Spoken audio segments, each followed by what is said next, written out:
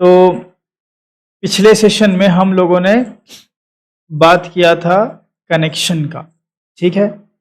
और connection establish करने के लिए हम लोगों ने दो इम्पॉर्टेंट इंटरफेसेस का यूज़ किया था, एंटिटी मैनेजर फैक्ट्री और एंटिटी मैनेजर, ठीक है। आज के सेशन में हम लोग डेटाबेस से इंटरेक्ट करने वाले हैं। मींस आज हम लोग डेटाबेस इंटरेक्शन करने वाले हैं। कोई डाउट है किसी को? सर रिकॉर्डिंग देख लीजिए, शायद स्टॉप पर क्लिक किया था आपने। नहीं, हो रही है, सही है। स्टार्ट किया है, चल रही है ना। यहाँ पे टाइमिंग वाइमिंग कहीं नहीं दिखा रहा है, ये दिखा रहा है 49 सेकेंड, ठीक है। तो डेटाबेस इंटरेक्शन मीन्स कि हम लोग CRUD ऑपरेशन करने वाले हैं, ठीक है। CRUD ऑपरेशन करने के लिए हम लोग सबसे पहले मैं बता दूं कि CRUD ऑपरेशन दो तरीके से किया जा सकता है। एक है कि हम सिंगल डेटा पे CRUD ऑपरेशन परफॉर्म करें, जिसको हम लोग बेसिकली बोलते हैं सिंगल रो ऑपरेशन, ठीक है। सिंगल रो ऑपरेशन का मतलब हुआ JPA हाइबरनेट में हम लोग दो तरीके से काम करते हैं। सिंगल रो ऑपरेशन का तरीका अलग होता है, बल्क रो ऑपरेशन का तरीका अलग होता है। सिंगल रो ऑपरेशन का मतलब होता है कि एक डेटा को रीड करना, एक डेटा को इंसर्ट करना, एक डेटा को अपडेट करना, एक डेटा को डिलीट करना, जिसको हम लोग बोलते हैं सिंगल रो ऑपरेशन। जो कि अगर रीड कर रहे हो तो हम लोग प्राइमरी की के बिहाफ पे कर लेंगे। एक डेटा अगर रीड करना है तो प्राइमरी की के हिसाब से करना पड़ेगा ना, यस सर। है ना। एक डेटा अपडेट कर रहे हैं तो प्राइमरी की के हिसाब से अपडेट कर देंगे, तो प्राइमरी की के हिसाब से सारा काम यहाँ पे होगा। दूसरा अप्रोच होता है बल्क रो ऑपरेशन का। बल्क रो ऑपरेशन जो आज हम लोग नहीं करेंगे, लेकिन मैं लिख दे रहा हूँ, ये भी हम लोग आगे चल के करने वाले हैं। तो अभी हम लोग पढ़ क्या रहे हैं, हम लोग हाइबरनेट में जेपीए की इम्प्लीमेंटेशन कर रहे हैं, ठीक है। तो हाइबरनेट जेपीए इम्प्लीमेंटेशन में सबसे पहले सिंगल रो ऑपरेशन पे हम लोग बात करेंगे। अच्छा भाई साहब, सिंगल रो ऑपरेशन की बात करेंगे तो सिंगल रो ऑपरेशन के कितने तरीके हो सकते हैं, सिंगल रो ऑपरेशन भी कितने तरीकों से हो सकता है। तो सब कुछ बढ़िया तरीके से नोट्स में लिखा हुआ है, डोंट वरी, ठीक है। मैं यहाँ बहुत ज़्यादा नहीं लिखूंगा। सिंगल रो ऑपरेशन को हम लोग तीन तरीके से कर सकते हैं। अब पहला तरीका होता है कि भाई सब कुछ एक्सएमएल के फॉर्म में लिखा जाए, जिसको हम लोग बोलते हैं एक्सएमएल अप्रोच, पूरा प्योर एक्सएमएल अप्रोच, ठीक है। या मैं बोलूं कि एक्सएमएल में नो एनोटेशन, कोई भी एनोटेशन यूज नहीं करेंगे। जनरली लोगों को ये लगता है कि एक्सएमएल अप्रोच डेप्रिकेटेड है, एक्सएमएल अप्रोच पुराना तरीका है, बट ऐसा नहीं है। एक्सएमएल अप्रोच एक तरीका है। हाँ, ये ज़्यादा सही बात है कि एनोटेशन अप्रोच ज़्यादा यूज़ किया जाता है, लेकिन कुछ ऐसे सिनेरियो हैं, कुछ ऐसे यूज केसेस हैं जहाँ पे एक्सएमएल पे ही काम किया जा, मतलब एक्सएमएल से ही काम हो सकता है, एनोटेशन से हो ही नहीं सकता। फॉर एग्जाम्पल, आपको सारी कॉन्फ़िगरेशन एक जगह पे सेंट्रलाइज करना है और बिना कोड को टच किए अगर आपको कॉन्फ़िगरेशन में चेंजेस करना है तो एनोटेशन से होगा? बताएं, नो सर। नहीं होगा। तो एनोटेशन का अप्रोच, मान लो आपके पास सॉलेट, आप लोगों ने पढ़ा है, खुद बताओ। आपके पास 50 सॉलेट है, 50 सॉलेट पे कॉन्फिग का ऑब्जेक्ट है, कैसे बनाओगे एनोटेशन अप्रोच में?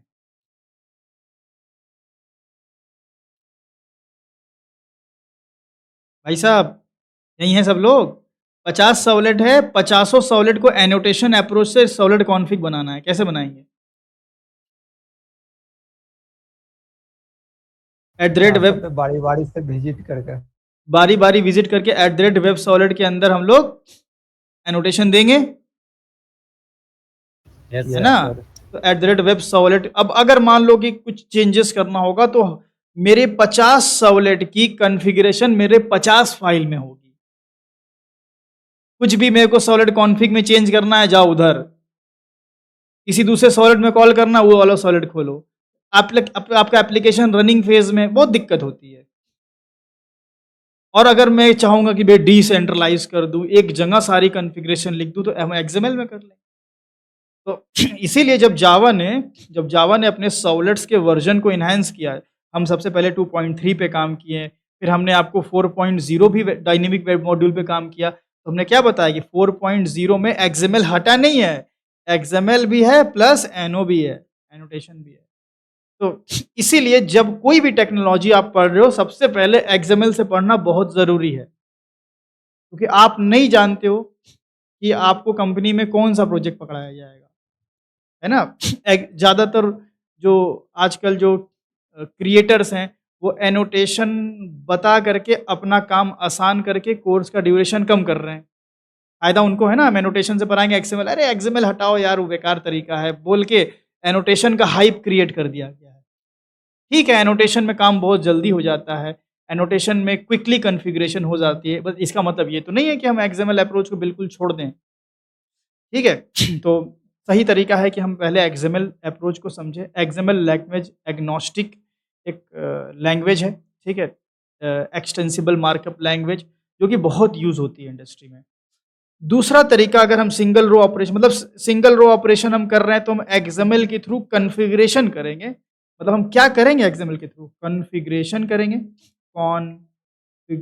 करेंगे, ठीक है? एंड मैप, मतलब कॉन्फ़िगरेशन में मैपिंग वैपिंग सब आ जाएगा। कॉन्फ़िगरेशन एंड मैपिंग हम एक्सएमएल के थ्रू करेंगे। मैपिंग मतलब ORM mapping, object relational mapping, ठीक है? ओआरएम की बात मैं यहाँ पे कर रहा हूँ। अभी समझ में आएगा क्या है वो। दूसरा तरीका हम ये कर सकते हैं कि एक्सएमएल भी यूज़ कर लें और साथ में थोड़ा-सा एनोटेशन भी यूज़ कर लें, जिसको हम लोग हाइब्रिड बोलते हैं, हाइब्रिड। इसमें हम क्या कर सकते हैं?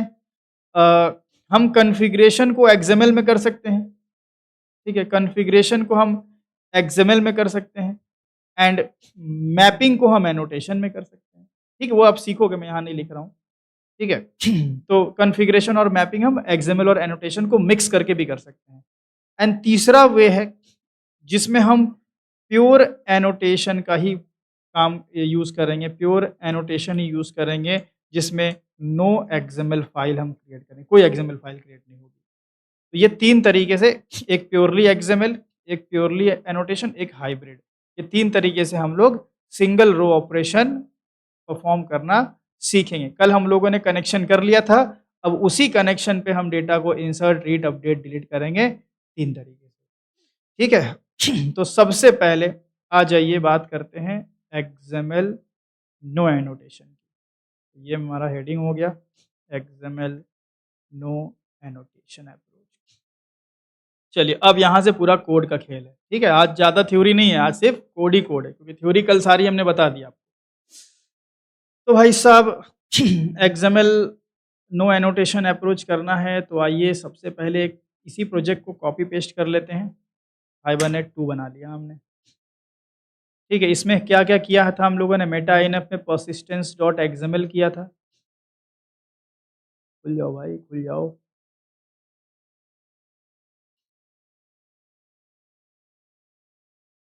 अच्छा, प्रोजेक्ट बिल्ड हो रहा था। मैंने थोड़ा-सा जल्दी कर दिया इसको। चलो ठीक है। तो ये हमारा था, याद है ये कुछ? Yes sir. है ना? ये परसिस्टेंस यूनिट का नाम हम दे देते थे यहाँ पे अपने एंटिटी मैनेजर फैक्ट्री में। ठीक है, ये हमने दे दिया एंड यहाँ पे हमें कनेक्शन मिल जा रहा था। ठीक है? ओके। नाउ अब हमें करना क्या है भाई? मुझे इंसर्ट, रीड, अपडेट, डिलीट ये सब खेल खेलना है। तो सबसे पहले मेरे पास डेटा होना चाहिए। सो डेटा मैं क्या करता हूँ, स्टैटिक बनाता हूँ। क्या स्कैनर बनाओ, स्टैटिक डेटा ले लेते हैं, ठीक है? तो हम करेंगे कैसे? ओआरएम, जो ओआरएम फ्रेमवर्क्स होते हैं, ठीक है? जो फ्रेमवर्क हमें ओआरएम टूल प्रोवाइड करती है, वो क्या बोलती है कि आपके पास अगर कुछ डेटा है, ये आपके पास डेटा है, ठीक है? This is your data. तो आपको क्या करना है, इस डेटा को उठा करके डेटाबेस में नहीं डालना है, बल्कि इस डेटा को उठा करके आपको डालना है एक एक एंटिटी क्लास में। अब बोलेंगे आप एंटिटी क्या है? वो जो क्लास समझते हैं? Yes yes sir. सर। बस वही है। Fields, setter getters, constructor, to string, वही है एंटिटी क्लास। एंटिटी इसको क्यों बोलते हैं? क्योंकि ये एक ऐसी खास क्लास होती है जिसकी मदद से हाइबरनेट हमारे टेबल में डेटा डालता है, तो इसीलिए इसका नाम एंटिटी पड़ गया, nothing else. So entity class में हम डेटा डालेंगे और हाइबरनेट क्या करेगा, एंटिटी क्लास से डेटा उठा करके टेबल में डालेगा। तो हमारा काम बस इतना है कि हम एंटिटी क्लास में डेटा को डालें, ठीक है? एंड इसके बाद इस एंटिटी क्लास को क्या करेगा, हाइबरनेट यूज़ करेगा। तो इस एंटिटी क्लास को यूज़ करेगा ORM, हाइबरनेट ORM, ठीक है? ORM इसको यूज़ करेगा और जब हम एंटिटी क्लास में डेटा अपना चिपकाएँगे, तो हम लोग बोलते हैं डेटा बाइंडिंग, तो उसी में से डेटा निकाल के टेबल में डालेगा। अब इसको कैसे पता चलेगा कि कौन से टेबल में डालना है? डेटाबेस में तो बहुत सारे टेबल होते हैं, तो उसके लिए हम छोटी-सी मैपिंग कर देते हैं। ठीक है? आइए वही यही हमें समझना है कैसे होगा। तो सबसे पहले हम क्या करते हैं, अपनी एंटिटी क्लास बनाते हैं। तो राइट क्लिक करके एसआरसी पे एक बना लीजिए सिंपल सी क्लास और नाम इसका दे देते हैं हम लोग, मान लो एम्प्लॉय देते हैं, चलो एम्प्लॉय। यहाँ पे हम कर देते हैं कॉम डॉट एंटिटी, ठीक है? और इसमें हम बनाएंगे कुछ fields, private int EID, private string e name, private string e address, private int e salary. ये हो गया। बाकी आप समझदार हैं, जानते हैं 3-5 यहाँ पे करना, वो सब कर लिया जाए। कंस्ट्रक्टर यूजिंग फील्ड्स, ठीक है? एंड यहाँ पे हम एक और काम कर लेते हैं, गेटर सेटर भी बना लेते हैं, ठीक है? और टू स्ट्रिंग हम डेटा रीड करेंगे तो हमें आसानी होगी प्रिंट करने के लिए, सो मैं टू स्ट्रिंग भी जनरेट कर, मेरा शॉर्टकट काम नहीं कर रहा है यार, मैं इसको, मेरे को फिक्स करने का टाइम नहीं मिल रहा है कि मैं अपने एक्लिप्स के शॉर्टकट को थोड़ा सा सही करूँ। रोज़ भूल जा रहा हूँ मैं, जब क्लास में जब सेटर गेटर बनाता हूँ तो याद आता है, अरे यार इसको ठीक नहीं किया, फिर अभी क्लास बंद होगी फिर भूल जाऊँगा। तो ये आपका बन गया एंटिटी क्लास, ठीक है?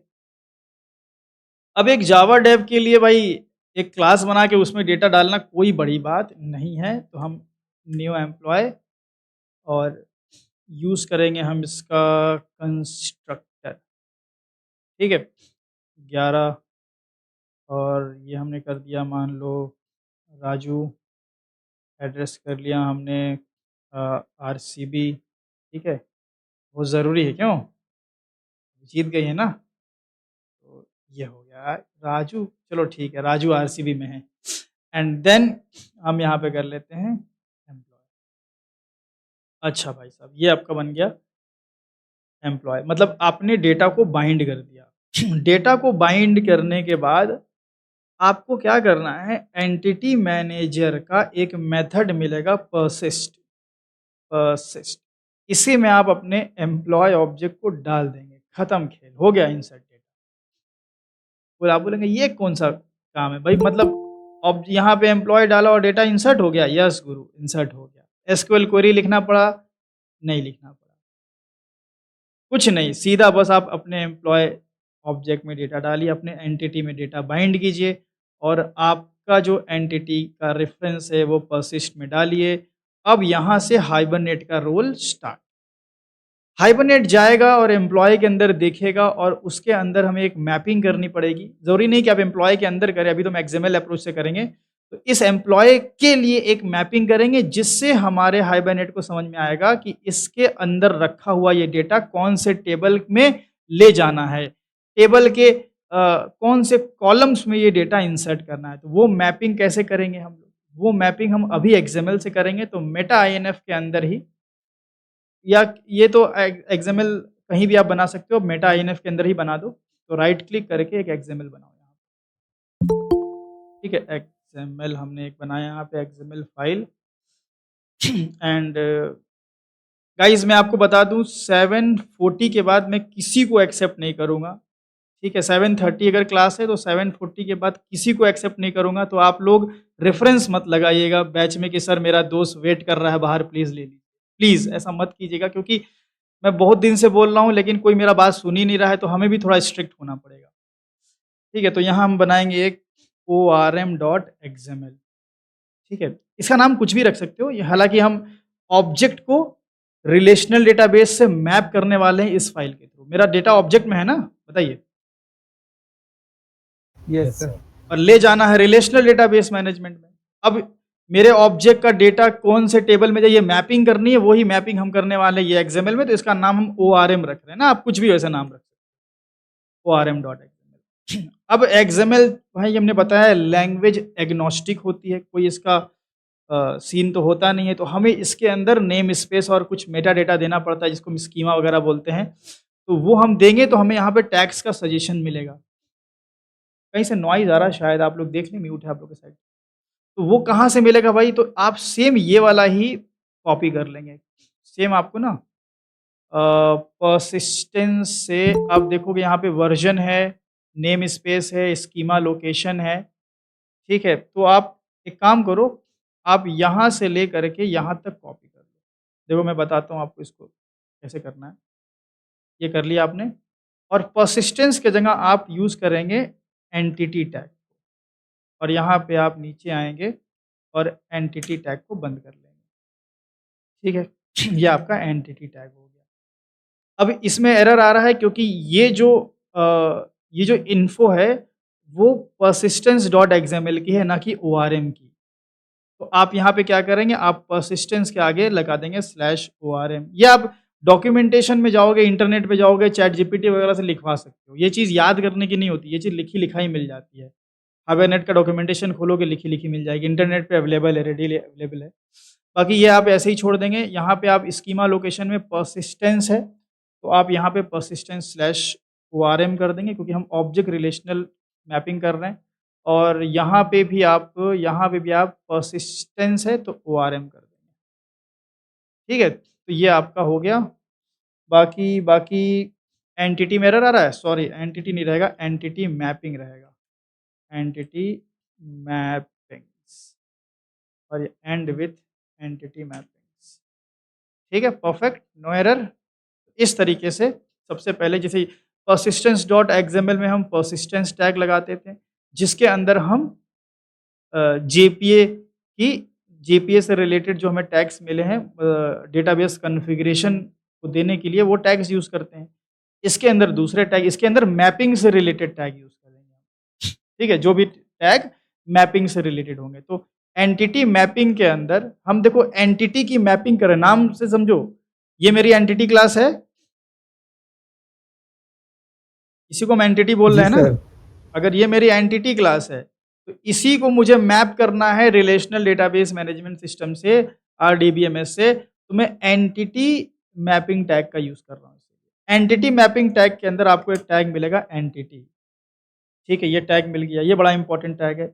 इसमें आप बताएंगे कि भाई कौन सी क्लास को मैप करना चाहते हो भाई साहब। तो मैंने बोला कि भाई मैं करना चाहता हूँ com dot entity dot employ को। अच्छा, इसको मैप करना चाहते हो, ठीक है, हम कर देंगे, और जानकारी दे दो। अब com dot entity dot employ को हम मैप करना चाहते हैं। मैप करने का मतलब ये हो गया कि com dot employ dot entity का डेटा निकाल करके टेबल में दिया जाएगा, ठीक है। तो और भी इंफॉर्मेशन देनी पड़ेगी, तो एंटिटी टैग के अंदर आपको एक टैग मिलेगा टेबल टैग, और टेबल टैग के अंदर आप नेम दे देंगे। अब देखो कोई सा भी नेम दे सकते हो आप यहाँ पे। अब यहाँ पे हमें मान लो कि अपने एम्प्लॉय का डेटा मुझे जिस टेबल में डालना है, उस टेबल का नाम मान लो है एक्स एम्प्लॉय, तो आप नाम दे देंगे एक्स एम्प्लॉय यहाँ पे। लेकिन ये टेबल जो टैग है ये ऑप्शनल है। अगर आप ये टेबल टैग नहीं देते हैं मान लो, तो हाइबरनेट बाय डिफ़ॉल्ट ये समझेगा कि आप एम्प्लॉय नाम के ही टेबल में डेटा डालना चाहते हैं, और अगर आपने टेबल टैग दिया है तो भाई जो यहाँ दिया उसमें जाएगा। तो समझदारी किसमें है कि हम नाम सेम रखें,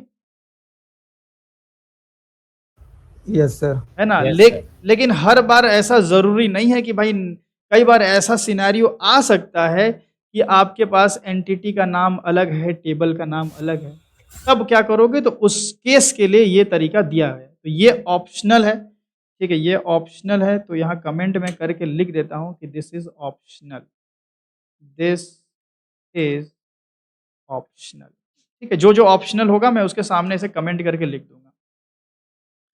तो यहाँ पे हमने बताया कि भाई मेरे एम्प्लॉय एंटिटी के डेटा को तुम्हें इस टेबल में डालना है। अच्छा, अच्छा एम्प्लॉय तो ऑब्जेक्ट है, ऑब्जेक्ट से डेटा निकालना पड़ेगा।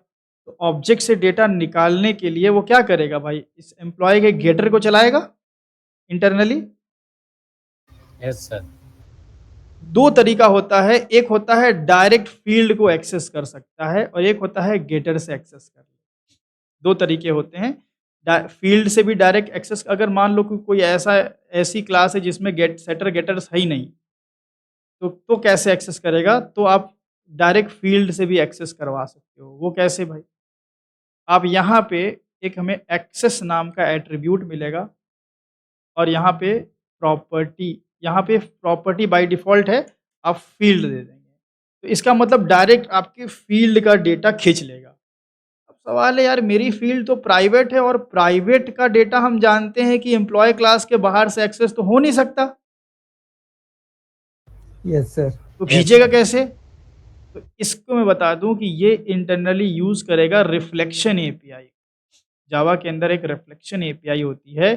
रिफ्लेक्शन एपीआई की मदद से इवन प्राइवेट एक्सेस मॉडिफायर का डेटा निकाला जा सकता है। ठीक है? तो वो रिफ्लेक्शन का यूज़ करके इस डेटा को फेच आउट कर सकता है। लेकिन बाय डिफ़ॉल्ट हम इसको प्रॉपर्टी रखते हैं। ठीक है? तो ये प्रॉपर्टी हम रखें। मतलब मैं आपको जानकारी के लिए बता रहा हूँ कि अगर सेटर गेटर नहीं बना है, तो आप एक्सेस का टाइप यहाँ पे फ़ील्ड कर दें। ठीक है? अदरवाइज़ प्रॉपर्टी ठीक है, बाय डिफ़ॉल्ट प्रॉपर्टी ही रहेगा। अच्छा, तो ये तो ऑप्शनल है, ठीक है? ये एक्सेस आप लगाओ चाहे मत लगाओ, ठीक है? ये याद रखो ऑप्शनल है। तो हमने यहाँ पे बताया कि मेरे एम्प्लॉयी एंटिटी के डेटा को निकालना है और एक्स एम्प्लॉयी टेबल में डालना है। अच्छा, अब इसने देखा कि अरे यार एम्प्लॉयी में तो 4-4 फ़ील्ड है और टेबल में 4 कॉलम हैं, तो किसका किसमें? 4 फ़ील्ड यहाँ है, 4 कॉलम वहाँ है, तो बताना पड़ेगा ना कि ये वाला डेटा इस कॉलम में, ये वाला डेटा इस कॉलम में, तो उसके लिए हम अलग से टैग लगाएँगे। उसके लिए आपको यहाँ पे एक एट्रिब्यूट नाम का टैग मिलेगा, सॉरी एट्रिब्यूट नहीं है, एट्रिब्यूट टैग तो मिलता है यार, 1 मिनट, एंटिटी के अंदर मिलेगा, है ना? एंटिटी के अंदर मिलना चाहिए, एट्रिब्यूट टैग ये रहा, ना एट्रिब्यूट्स। एट्रीब्यूट्स टैग के अंदर हम बताते हैं कि मेरे किस कॉलम को किस में ले जाना है। अच्छा, जब भी हम टेबल वगैरह में डेटा स्टोर करते हैं, हमारे पास एक प्राइमरी की तो होता ही है। Yes sir. तो Yes, sir. प्राइमरी की के लिए हम यूज़ करते हैं आईडी टैग, ठीक है? और इसमें हम बताते हैं कि मेरे ईआईडी फ़ील्ड के डेटा को, ध्यान देना, मेरे ईआईडी फ़ील्ड के डेटा को आपको ले जाना है कौन से कॉलम में? तो आईडी के अंदर मिलेगा आपको कॉलम। एक काम करते हैं, ऐसे नहीं करते, हम इसको नीचे ले आते हैं, थोड़ा-सा रीडेबिलिटी बढ़ेगी। ठीक है? आईडी हो गया, इसके अंदर हमने लगाया कॉलम। तो हमने बोला कि ईआईडी फ़ील्ड के डेटा को आपको डालना है कॉलम आईडी में। अब मान लो ऐसा हो कि आपके टेबल में कॉलम का नाम आईडी नहीं, ईआईडी ही है, तो ये वाला टैग हो जाएगा ऑप्शनल। ज़रूरी नहीं है ना फिर आप नहीं लगाएँगे इसको। इसको लगाना ज़रूरी नहीं है। अगर नहीं लगाएँगे तो बताओ ईआईडी का डेटा कौन से कॉलम में जाएगा? EID. ईआईडी नेम के ही कॉलम में जाएगा। बट हो सकता है कि आपके टेबल के कॉलम का नाम अलग हो, तो भाई ऐसे दे दो। ठीक है? तो मैं बता दे रहा हूँ आपको, बाकी आपके यूज़ पे है। तो जो प्राइमरी की वाला जो मैपिंग है वो आईडी टैग से होगा, बाकी जितने भी होंगे वो सब बेसिक टैग से होंगे। तो बाकी बेसिक टैग में हम बेसिक टैग सबके लिए लगा लेते हैं, एक नेम, एक एड्रेस, एक सैलरी, और सब में हम कॉलम दे देते हैं। ये कॉलम दे दिया हमने, ये कॉलम दे दिया हमने और ये कॉलम दे दिया हमने। ठीक है? सब में हमने कॉलम, कॉलम, कॉलम गेम खेल लिया है। हमने बताया कि भाई नेम को ले जाना है, ई नेम था कि नेम था सिर्फ? ई नेम है। तो हम बोलेंगे ई नेम को ले जाना है आपको। जानबूझ के मैं नाम अलग रख रहा हूँ आपको जस्ट दिखाने के लिए, बाकी आप जब काम करेंगे ना रियल में तो नाम अलग-अलग मत रखिएगा, फालतू का आपको इतने सारे टैग लिखने पड़ेंगे। ई एड्रेस का डेटा हम लेके जाएँगे एड्रेस वाले कॉलम में और ई सैलरी का डेटा हम लेके जाएँगे सैलरी वाले कॉलम, ठीक है? तो ये हो गया आपका सीन, मैपिंग हो गई, खत्म मैपिंग, इतनी होती है। तो अब हमारे हाइबरनेट को जानकारी है, अच्छा बेटा इसके डेटा को मुझे अब कहाँ ले जाना है, कौन से टेबल में ले जाना है, कौन से उसके कॉलम में क्या-क्या ले जाना है, सारी मैपिंग हमने कर दी है, अब हाइबरनेट डेटा डाल देगा। बट एक बात ध्यान रखो, जब हम इस प्रोग्राम को रन करेंगे, मेन मेथड चलेगा, तो ये रीड कर रहा है अपने पर्सिस्टेंस यूनिट को, अपने इसको। ये हमारे ये ORM XML को तो रीड ही नहीं कर रहा है ना। हमने कहाँ बताया कि जाओ ORM के पास और ज़रा मैपिंग देख लो। तो हमें बताना पड़ेगा कि भाई साहब यहाँ पे जाकर के देख लो, सारी जानकारी है। तो जब एंटिटी मैनेजर मेरी कॉन्फ़िगरेशन को लोड करेगा, उसी समय हमें बताना पड़ेगा कि भाई मैपिंग यहाँ पे की गई है, मैपिंग भी देख लो। तो यहीं पे आपको एक टैग मिल जाएगा, यहीं पे आपको एक टैग मिल जाएगा मैपिंग फाइल नाम से एंड इसी के बीच में आप अपने एसआरसी के अंदर जहाँ भी आपका होगा वो पूरा पाथ दे देंगे। जैसे हमारा है मेटा inf/orm.xml। तो जब मेरी ये कॉन्फ़िगरेशन लोड हो रही होगी तो उसने समझ लिया अच्छा मेटा inf org इसमें मैपिंग की गई है, तो हाइबरनेट इसको अपने जो एंटिटी मैनेजर फैक्ट्री है इसको सारी जानकारी हो गई, कनेक्शन की भी जानकारी हो गई, मैपिंग की भी जानकारी हो गई और अब वो अपने बंदे से बोलेगा भाई इस जानकारी के हिसाब से डेटा इंसर्ट कर दो और डेटा आपका इंसर्ट हो जाएगा। समझ में आया पूरा खेल मैपिंग का?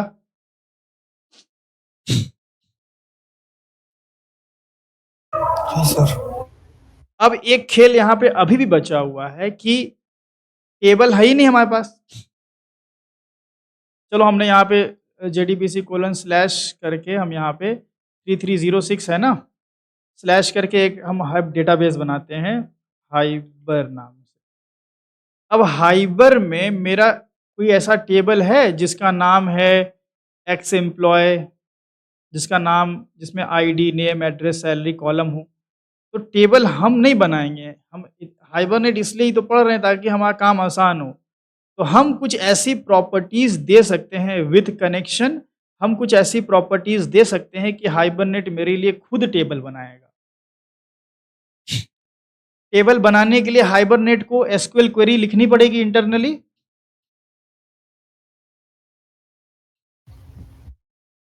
Yes sir. बिना एसक्यूएल के थोड़ी कुछ होगा। डेटाबेस देखो भाई हाइबरनेट अपनी जगह है, लेकिन भाई एसक्यूएल जो है, माई एसक्यूएल जो है वो बहुत सख्त बंदा है। उसको कोई मतलब नहीं तुम क्या यूज़ कर रहे हो, उसको तो एसक्यूएल चाहिए। तो हाइबरनेट इंटरनली हमारे लिए एसक्यूएल क्वेरी जनरेट करता है। वो हम देख भी सकते हैं एक प्रॉपर्टी लगा के कि हाइबरनेट हमारे लिए क्या 3-5 लिख रहा है। हालाँकि देखने की ज़रूरत है नहीं पर देख सकते हैं। तो हम बोलेंगे हाइबरनेट भाई साहब तुम मैपिंग के हिसाब से पहले टेबल बना देना। उसके लिए हम एक प्रॉपर्टी लगाते हैं। प्रॉपर्टी क्या है? hibernate.hbm2ddl, यहीं पे आप लिख देंगे hibernate.hbm2ddl data definition language dot auto. अब इसकी दो प्रॉपर्टी हो सकती है, आइदर क्रिएट और अपडेट। अब यहाँ पे क्रिएट भी लिख सकते हो और यहाँ अपडेट भी लिख सकते हो। दोनों में क्या फ़र्क है समझें। अगर आपने प्रॉपर्टी कर दिया क्रिएट, जब आप प्रोग्राम रन करोगे, आपकी कॉन्फ़िगरेशन लोड होगी, तो आपका टेबल बन जाएगा और फिर आप सारा CRUD ऑपरेशन परफॉर्म कर दोगे। अगले दिन लैपटॉप बंद कर दोगे, अगले दिन उठोगे, फिर से जब प्रोग्राम को कंपाइल रन करोगे, फिर से प्रॉपर्टी जब लोड होगी, तो क्रिएट क्या करेगा, पुराना टेबल डिलीट करेगा और फिर से बनाएगा। मतलब क्रिएट प्रॉपर्टी क्या करता है ना, पहले देखता है कि क्या कहीं ऐसा तो नहीं कि एक्स एम्प्लॉय नाम का टेबल पहले से है, अगर होगा तो ये मारेगा पहले डिलीट और नया बनाएगा। मतलब एवरी टाइम जब आप अपने प्रोग्राम को रन करोगे, या मैं बोलूँगी एवरी टाइम जब आप इस कॉन्फ़िगरेशन को लोड करोगे, हर दफ़ा एक नया और फ्रेश टेबल क्रिएट होगा। तो टेस्टिंग के लिए बढ़िया है ना? हर बार नया यस टेबल सर। क्रिएट हो रहा। मान लो आप एक बार टेबल क्रिएट करवाए, उसके बाद आप चाहते हैं नहीं यार थोड़ा फ़ील्ड फ़ील्ड हम बढ़ाएँगे। आप थोड़ा-सा फ़ील्ड बढ़ाए, थोड़ी-सी मैपिंग बढ़ाए, तो आप आपका जो नया टेबल क्रिएट होगा वो एक और ज़्यादा कॉलम से ना क्रिएट होना चाहिए। Yes sir. तो यस सर। तो जब हम रन करें तब मेरा टेबल क्रिएट हो जाए, तो आप प्रॉपर्टी क्रिएट रखें। लेकिन एक बार आप संतुष्ट हो गए नहीं यार अब फाइनल मेरा टेबल यही होने वाला है, तो प्रॉपर्टी अपडेट कर दें सो दैट वो पुराना फिर डिलीट ना कर दें, पूरा डेटा गायब हो जाएगा। ठीक है? तो क्रिएट मतलब हर बार मतलब जब ये कॉन्फ़िगरेशन लोड करेगा तब तक आपका नया फ्रेश टेबल बनेगा, पुराना डिलीट होता जाएगा अगर होगा तो। और अगर आप इसकी प्रॉपर्टी अपडेट कर देते हो तो ये क्या करेगा सिर्फ़ एक बार टेबल मतलब अगर टेबल नहीं है तो क्रिएट कर देगा और है तो क्रिएट नहीं करेगा। मतलब एक बार हम रन किए टेबल नहीं है तो क्रिएट हो गया, कल को हम फिर से ये प्रोग्राम को रन करेंगे, मेरी कॉन्फ़िगरेशन लोड होगी तो ये देखेगा अरे टेबल तो मौजूद है तो क्रिएट नहीं करेगा। इट मीन्स कि ये तब हम यूज़ करेंगे जब हमें पता है कि हाँ भाई टेबल मेरा फॉर श्योर यही स्ट्रक्चर का होने वाला है, तो हम अपडेट करेंगे। ठीक है? तो ये ओनली वन्स एक ही बार टेबल क्रिएट करेगा, बार-बार नहीं करेगा। तो ये प्रॉपर्टी हम यूज़ कर लेते हैं क्योंकि हमें कन्फर्म है भाई हमारा आईडी नेम एड्रेस सैलरी से ज़्यादा नहीं होने वाला है। ठीक है? तो ये हो गया हमारा 2 प्रॉपर्टी हो सकती है। मैं यहाँ पे कमेंट करके लिख देता हूँ। ठीक है? You can use create also. ठीक है? ये क्या करेगा? Create new table every time. ठीक है? अच्छा नया टेबल क्रिएट करेगा तो पुराना तो डिलीट होगा ही ना, एक नाम का 2 टेबल तो बनेगा नहीं, वो अंडरस्टूड होना चाहिए। ठीक है? Yes sir.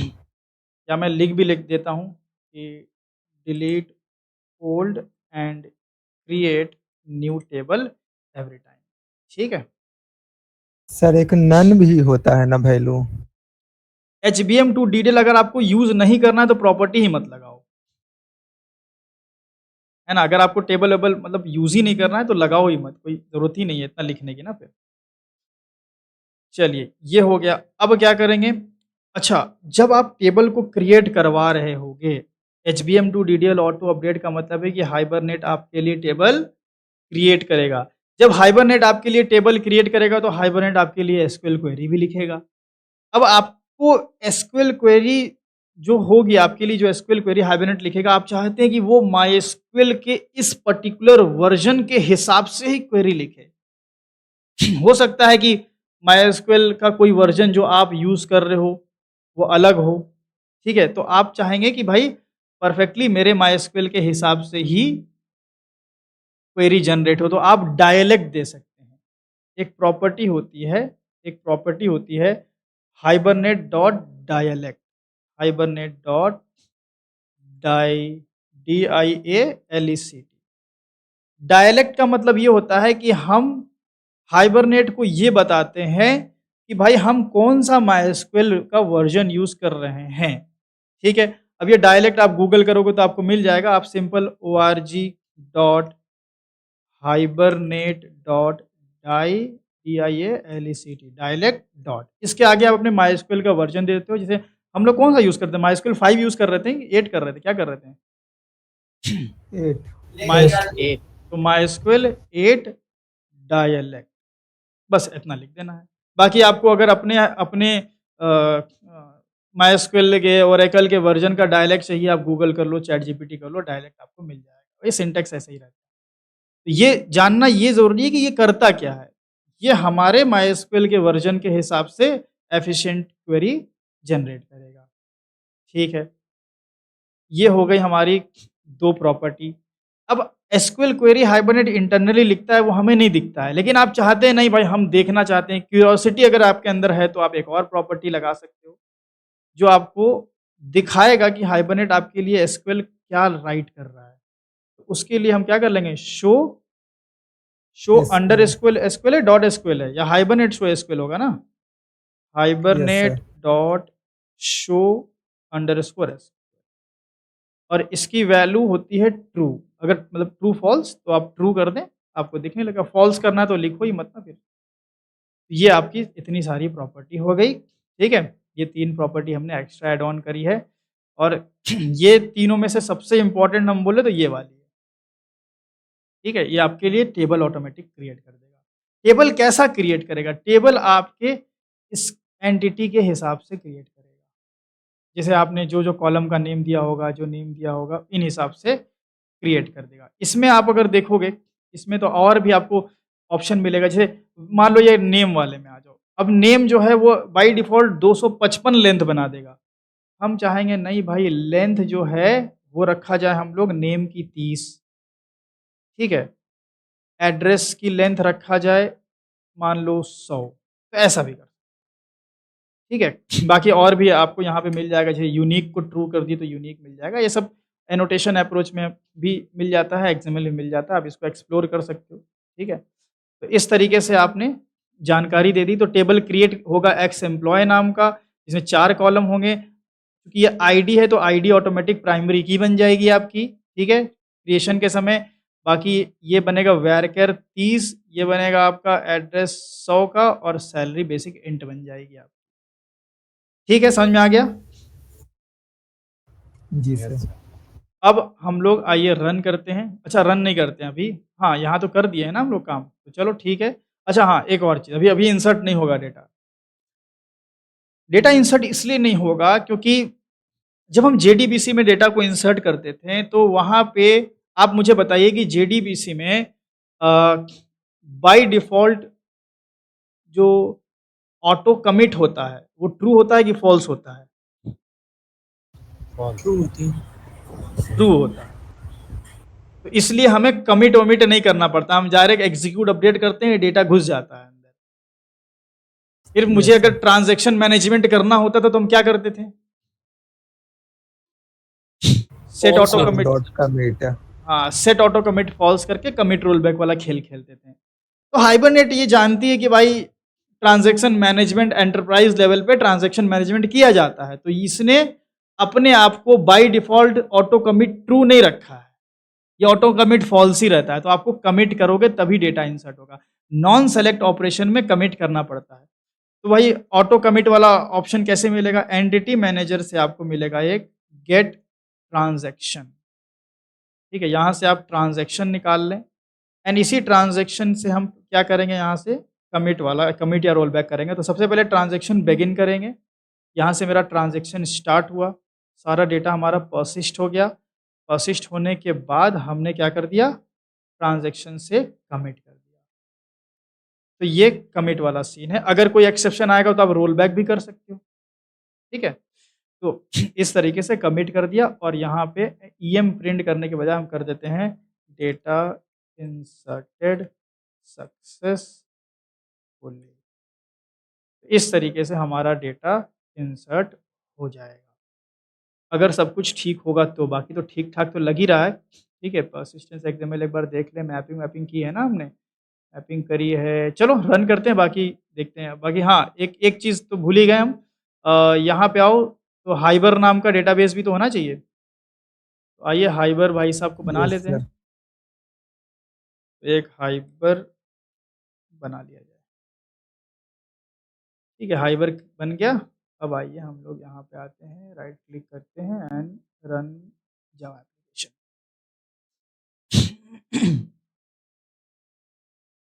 कंसोल को नीचे कर देते हैं यहाँ पे। तो देखो मस्त है ना, हाइबरनेट ने क्वेरी लिखी। ये क्वेरी आपको दिख रही है इसलिए क्योंकि हमने शो एसक्यूएल की प्रॉपर्टी को ट्रू किया था, ये वाला। अगर यस ये सर। ना करते तो ना दिखता। ये पहले इसने मेरे लिए टेबल क्रिएट किया एक्स एम्प्लॉय नाम का, एड्रेस varchar 100, नेम 30, ठीक है? सैलरी प्राइमरी की, सैलरी इंटीजर ये प्राइमरी की सब चाप दिया इसने, और इंसर्ट की क्वेरी भी तगड़ी लिख दिया, और डेटा इंसर्ट भी हो गया। तो ये है देखो हाइबरनेट का पावर, ये है हाइबरनेट का पावर। कोई क्वेरी नहीं लिखी, कोई टेबल नहीं क्रिएट किया, टेबल वेबल दन दनादन क्रिएट हो गया और काम अपना हो गया। आगे आगे यहाँ पे एक बार चेक कर लीजिए, ठीक है? डेटा भी आ गया। तो इस तरीके से हम डेटा इंसर्ट कर सकते हैं। अब इसी मैपिंग पे हम लोग ग्रिड देख लेते हैं फटाफट, फिर हम लोग मूव करते हैं। हम लोग फिर एक्सएमएल हटा के एनोटेशन को समझेंगे। तो इसके लिए हम क्या करते हैं, यहाँ पे ट्रांजैक्शन ट्रांजैक्शन जितना भी है सब है ना, इसको कॉपी करते हैं एक मेथड बनाते हैं ऑल्ट शिफ्ट एम, मंकी ना, मंकी एम, और यहाँ पे एक मेथड बना देते हैं इंसर्ट। ये शॉर्टकट वे है मेथड बनाने का। आपका पूरा कोड जितना सेलेक्ट किए थे वो घुस गया मेथड में, और ये स्टैटिक सर मेथड बन गया। हाँ बोलिए। सर कन्वेंशन ओवर कॉन्फ़िगरेशन है जो persistence डॉट एक्सएमएल में नहीं काम करेगा, जो पूरा पाथ आपने दिया है orm डॉट एक्सएमएल का। नहीं, ORM के लिए नहीं करेगा। क्यों नहीं करेगा, इसका भी रीज़न है। इसलिए नहीं करेगा क्योंकि ORM में मैपिंग होती है, और मैपिंग फाइल एक नहीं कई सारी हो सकती है। एम्प्लॉय की मैपिंग अलग हो सकती है, डिफरेंट डिफरेंट मैपिंग फाइल हो सकती है। तो मैपिंग आप अपने से बताएंगे यहाँ पे परसिस्टेंस में, ठीक है। तो हाँ, बाकी देखो फ्रेमवर्क पे डिपेंड करता है। आगे हम लोग जो स्प्रिंग वगैरह पढ़ेंगे ना, वो और मतलब अभी हाइबरनेट में तो उतना नहीं है। स्प्रिंग बूट में असली आपको कन्वेंशन ओवर कॉन्फ़िगरेशन दिखेगा। इसमें उतना ज़्यादा नहीं होता है। आप सोचेंगे हर जगह मुझे कन्वेंशन ओवर कॉन्फ़िगरेशन मिले, तो नहीं मिलेगा। स्प्रिंग बूट में आपको हर जगह ऑलमोस्ट ज़्यादातर जगह पे मिलेगा, ठीक है। तो ये हमारा हो गया काम इंसर्ट का। अब मैं इंसर्ट का कोड एक काम करता हूँ, मैं यहाँ पे ना 12 कर लेता हूँ, काजू कर लेता हूँ, और इसको कर लेते हैं हम KKR, ठीक है, और 2000। एक और डेटा इंसर्ट कर देते हैं, ठीक है, बढ़िया रहेगा। And Java application. अभी देखो दोबारा हम रन किए हैं, फिर से मेरा पूरा लोड हुआ होगा। अगर यहाँ पे अगर हम क्रिएट किए होते ना, तो हमारा टेबल डिलीट हो गया होता और नया टेबल बनता, और सिर्फ मेरे पास काजू होता, ठीक है। तो अभी तो मेरे पास टेबल डिलीट नहीं हुआ होगा, तो नया डेटा अपडेट हो गया होगा, ठीक है। 2 डेटा ठीक है हमारा रीड करने के लिए। अब इसको हम कमेंट कर लेते हैं इंसर्ट, ठीक है। और आप यहाँ पे स्विच लगा लेना। अब ये सब बच्चों वाला चीज़ तो नहीं बताया ना यार, स्विच विच लगा के कि press 1 for insert, press 2 for ये, वो कर लेना। यहाँ स्विच लगा लेना, अपने मनचाहे इनपुट पे आप मेथड कॉल कर लेना। व्हाइल लूप लगा लेना, वो हमने बताया आपको बढ़िया तगड़े से JDBC में वो क्या बोलते हैं, मेन्यू बनाना, अगर आपको याद हो तो, है ना। अब हम रीड का काम करेंगे। रीड मेथड हम यहाँ बना लेंगे, और रीड में भी हम एंटिटी मैनेजर भेज देंगे, और एक मेथड क्रिएट करवा लेंगे रीड। रीड करना भी देखो कितना आसान है। सिंगल डेटा रीड करने का काम अभी हो रहा है, बल्क वाला तो आगे कल सेशन में हम लोग देखेंगे। तो रीड के लिए हम एंटिटी मैनेजर का एक मेथड यूज कर लेंगे, फाइंड। फाइंड ये ना, हाँ फाइंड। और फाइंड में हम जब डेटा रीड करेंगे तो हमें बताना पड़ेगा कि वो डेटा जो रीड होगा वो कहाँ स्टोर करना है हमें। तो एम्प्लॉय डॉट जावा का डेटा है वो, ठीक है। एम्प्लॉय डॉट क्लास दे देंगे, और यहाँ दे देंगे प्राइमरी की।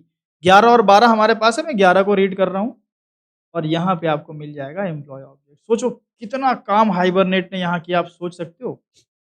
आपका डेटा रीड हो रहा है बिना एसक्यूएल क्वेरी लिखे, मतलब एसक्यूएल क्वेरी वेरी सब लिखा रही है, डेटा रीड हो रहा है, और आपका डेटा आपके एंटिटी क्लास में बाइंड होकर के आपको आपकी एंटिटी क्लास मिल रही है।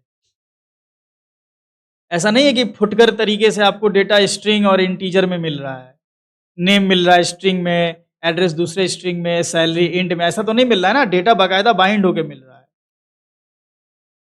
तो इसका मतलब कि कहीं ना कहीं इंटरनली डेटा बाइंडिंग वगैरह भी सब काम हो रहा होगा, ठीक है। तो ये बड़ी इंपॉर्टेंट चीज़ है, क्योंकि हम नॉन सेलेक्ट ऑपरेशन, सॉरी हम सेलेक्ट ऑपरेशन कर रहे हैं, तो यहाँ ट्रांजैक्शन की नीड नहीं है। सीधे आप अपने इस एम्प्लॉयर रेफरेंस को प्रिंट कर दें, टू स्ट्रिंग से आपका काम हो जाएगा एम्प्लॉय। आइए अब हम लोग इसको रन करते हैं, देखते हैं डेटा हमारा रीड हो रहा है कि नहीं। तो रन एज जावा एप्लीकेशन। तो ये हमारा काम गड़बड़ हो गई। क्या गड़बड़ हो गई, चलो मैं बताता हूँ क्या गड़बड़ हो गई। आप ये बताओ कि जब हाइबरनेट मेरा डेटा 11 नंबर का डेटा रीड करेगा, उसने लिखा होगा भाई select star from employ x employ where ID is equal to 11। Data उसको मिला, इंटरनली डेटा उसको मिला रिजल्ट सेट में। उस डेटा को एम्प्लॉय ऑब्जेक्ट में बाइंड करना है। तो एम्प्लॉय ऑब्जेक्ट में डेटा को बाइंड करने के लिए एम्प्लॉय क्लास का ऑब्जेक्ट बनाना पड़ेगा कि नहीं बनाना पड़ेगा, है ना। जब हम भाई एम्प्लॉय रेफरेंस को प्रिंट कर रहे हैं, मतलब इसका ऑब्जेक्ट बना होगा ना। हम नहीं बना रहे, वो सब हाइबरनेट बना रहा है। तो एम्प्लॉय किसी भी क्लास का ऑब्जेक्ट जब बनाया जाता है तो कंस्ट्रक्टर यूज किया जाता है। Yes sir, default constructor call हो। हाँ, तो यहाँ पे क्या हो रहा है सीन, हाइबरनेट हमारे एंटिटी क्लास का ऑब्जेक्ट बनाती है इस तरीके से, न्यू एम्प्लॉय। इसका मतलब हो गया कि डिफॉल्ट 0 पैरामीटराइज कंस्ट्रक्टर होना चाहिए। अब हमने बना दिया है कौन सा constructor, all arg constructor, parameterize constructor बना दिया है। तो अगर मेरे पास ये कंस्ट्रक्टर है तो क्या डिफॉल्ट कंस्ट्रक्टर जो नो आर्क टाइप का होता है वो होगा इसमें? नहीं होगा। No sir. नहीं होगा। हम बनाते हैं तो वो नहीं होता है, हम आते हैं तो वो चल जाते हैं। ठीक है, तो बड़ी दिक्कत हो जाती है, तो हम ज़बरदस्ती खींच के भी लाते हैं। ये हो गया। तो ये अब आप बनाओगे तो हाइबरनेट इंटरनली इस कंस्ट्रक्टर को यूज़ करेगी। तो ये ध्यान रखना है, बड़ी इंपॉर्टेंट है ना कि hibernate will use this constructor। ठीक है, तो अब हमारा जो एरर आ रहा था वो नहीं आएगा और डेटा 11 नंबर का डेटा रीड हो जाएगा। Run as Java application.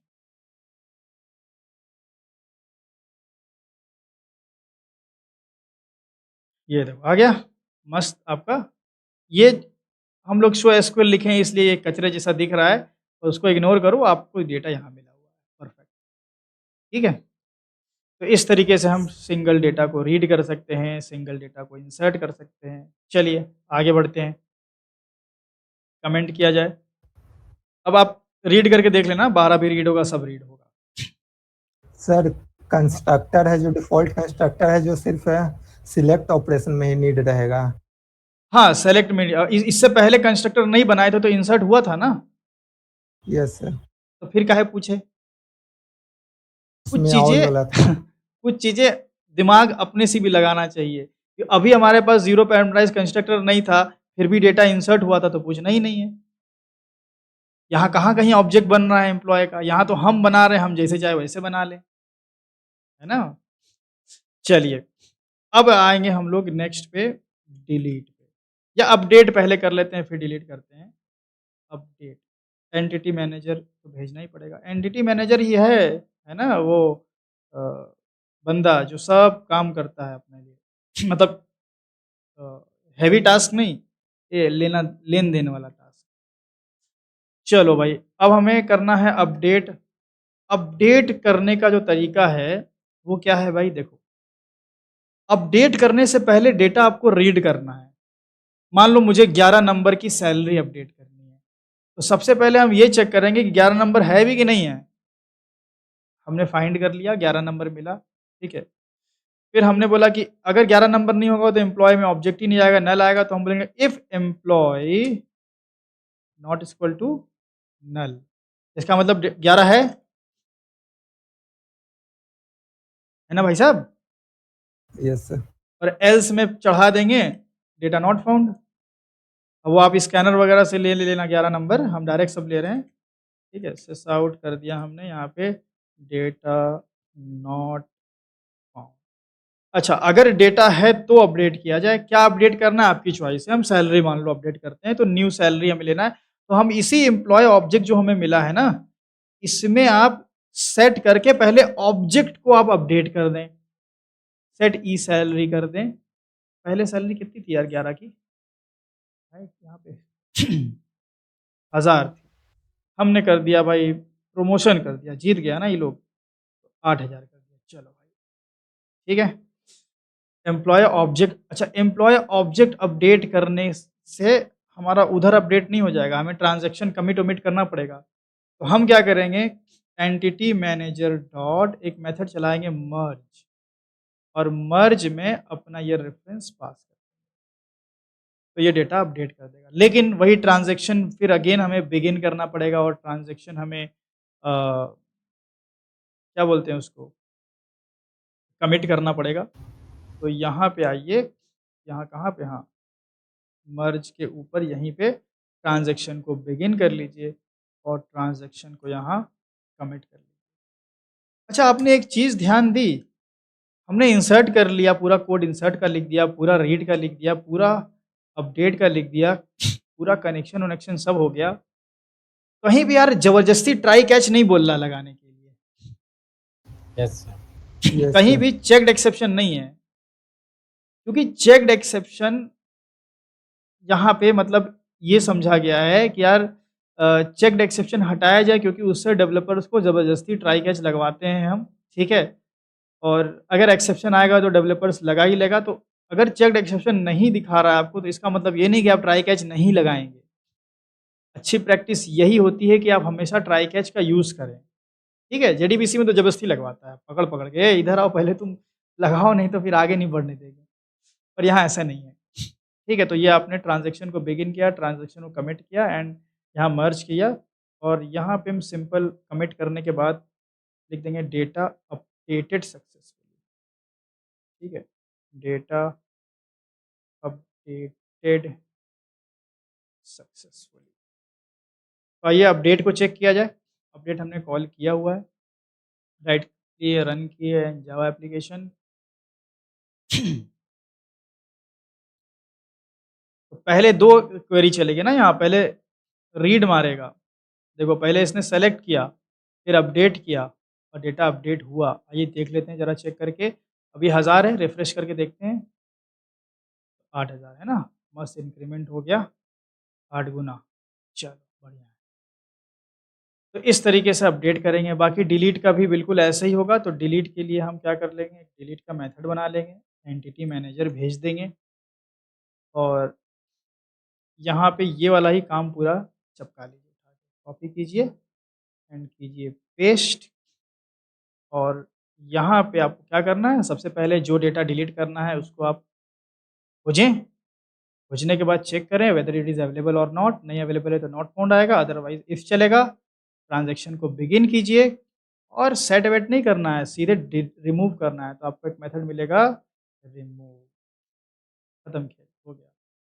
Commit कीजिए एंड डेटा डिलीटेड सक्सेसफुल, ठीक है? तो अब अगर हम रन करेंगे तो यहाँ पे आप देखेंगे कि डेटा डिलीटेड आएगा एंड डेटा डेटा डिलीटेड सब प्रोसेस हो गया, डेटा डिलीटेड, और रिफ्रेश करेंगे तो आरसीबी बैन फॉर 1 ईयर, ठीक है? यस हो गया सर। ना? सही में बैन हो गई क्या? सुने तो थे हम, सुने तो थे सर। सुने तो थे, चलो जो भी है। तो इस तरीके से आपने CRUD ऑपरेशन सीखा। तो ऐसे देखो CRUD होता है सिंगल रो ऑपरेशन में। कितना क्लीन कोड नहीं लग रहा है भाई, बहुत प्यार से नहीं काम हुआ। Yes sir. ज़्यादा खिचिर-पिचिर नहीं हुआ जेडीबीसी जैसा कि मार इधर-उधर एसक्यूएल लिख रहे हो, ये सेट कर रहे हो क्वेश्चन मार्क लगा-लगा के, फिर रीड करने में अलग बवाल है, व्हाइल लूप लगा रहे हो तो ये तो वो। ठीक है, मस्त है। सर हाँ? सर बैच प्रोसेसिंग के लिए लूप से हटकर मतलब कि इसमें कोई मेथड है? हाँ, है ना, फ्लैश है। आप हमेशा आगे की चीज़ पूछते हैं सूरज, जो चीज़ अभी डिस्कशन में नहीं है, उस चीज़ का डिस्कशन करने से कोई फ़ायदा नहीं है। हम हाँ, ना में आंसर कर देंगे, क्या मिलेगा उससे? है ना? है वो हम आगे बात करेंगे, फ्लैश से कर सकते हो। मतलब उसमें क्या करना पड़ेगा, लूप लगा के 5-6 डेटा भर के और उसको एक बार में फ्लश मार दो, तो काम हो जाएगा।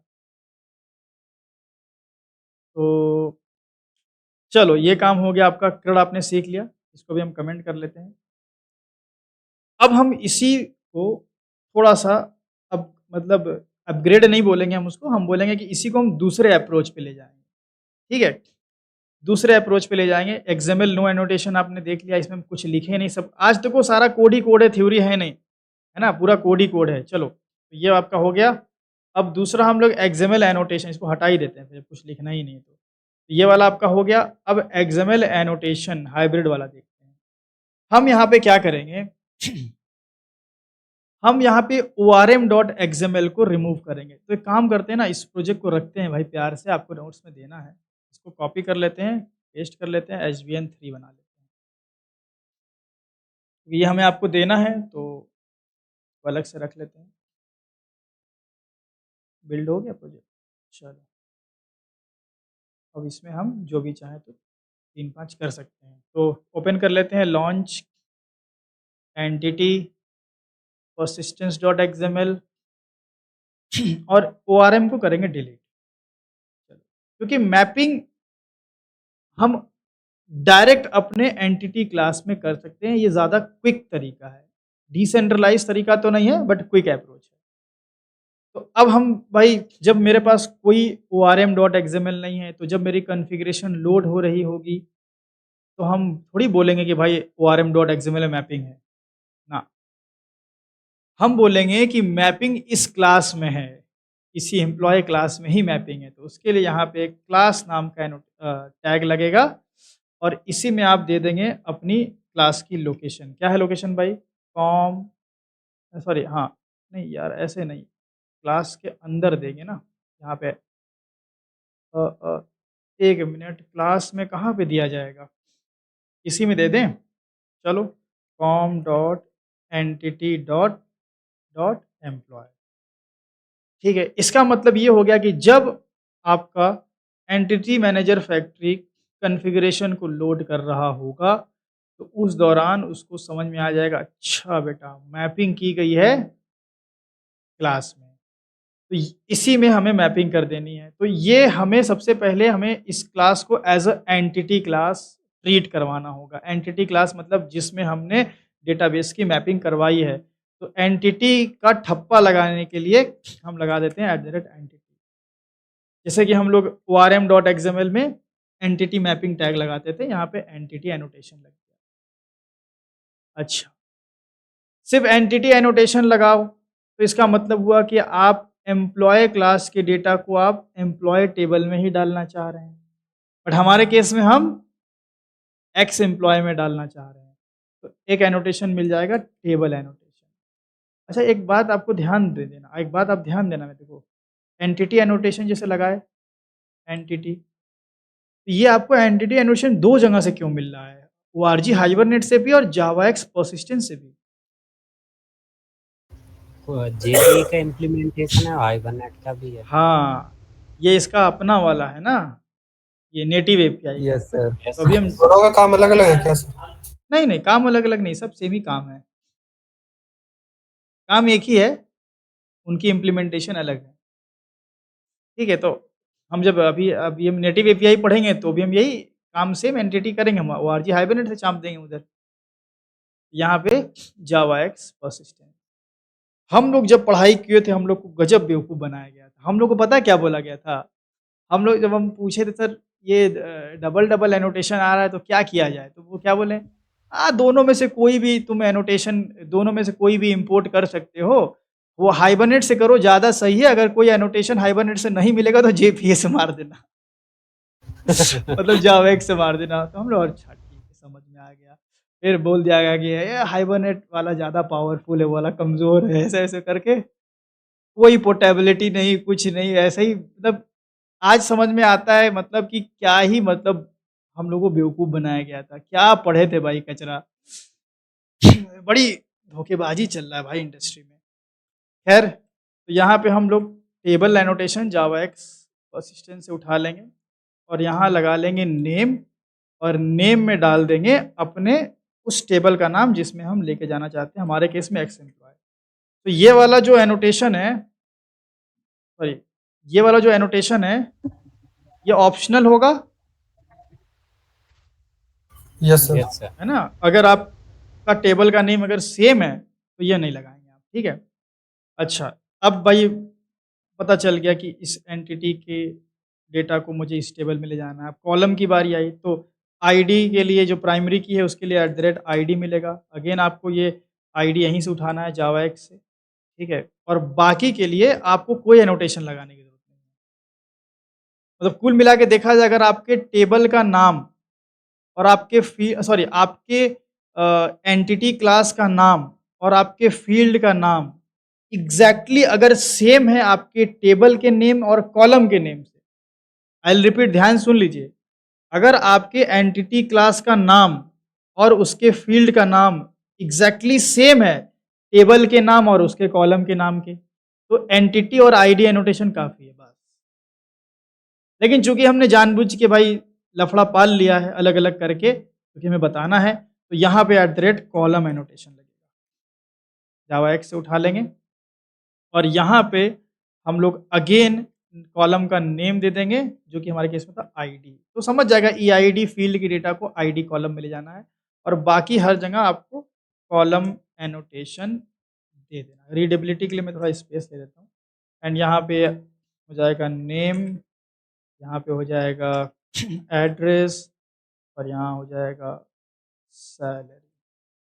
और इसी में आप चाहो तो और प्रॉपर्टी जैसे लेंथ प्रॉपर्टी कॉमा दे करके लेंथ आप यूज़ कर सकते हैं। हमने 30 किया था और यहाँ पे हमने ज़रूरी नहीं है, मतलब मैं ऐसे दे रहा हूँ 100। ठीक है, तो इस तरीके से हम लोगों ने कर दिया।